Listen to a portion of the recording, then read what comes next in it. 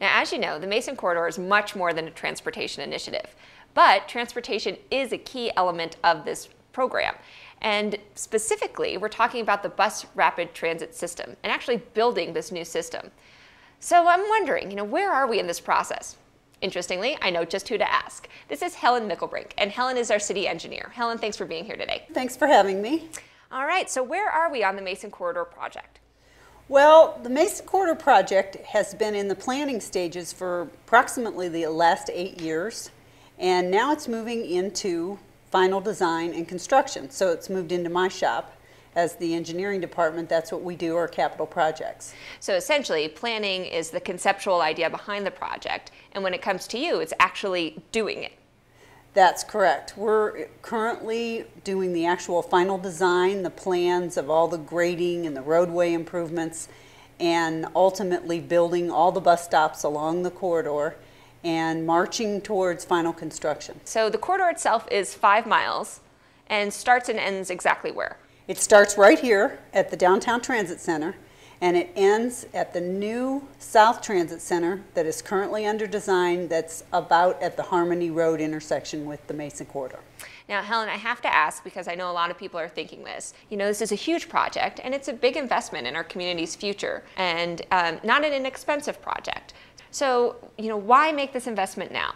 Well, the reason that we're moving forward with this project is we were fortunate enough to be chosen for a federal grant from the FTA for 80% of the funding. Wow. So we're leveraging that money with local funds as well as money from CDOT, the DDA, and other partners to make this project happen with a very small amount of city contribution.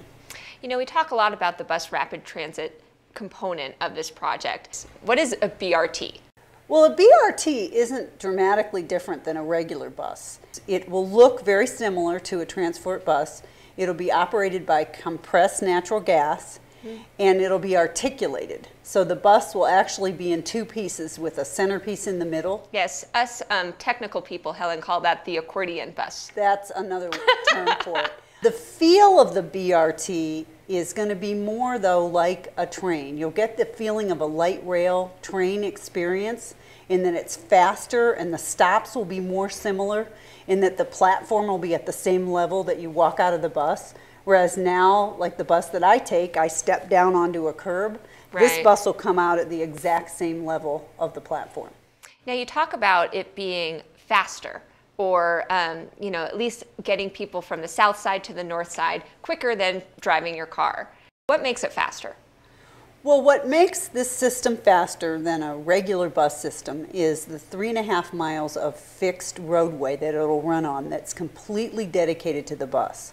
So there's no cars in that, there are no bicycles in it, and there's no pedestrians. So it can run, except for where it has to stop at intersections. It doesn't have any traffic signals to stop for or any other impediments.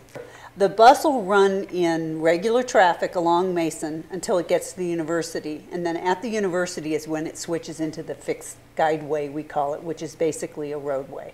Helen, thank you so much for taking the time to talk to us today. It's a big project that you have on your plate for the next few years here. I really appreciate you taking the time to talk with us.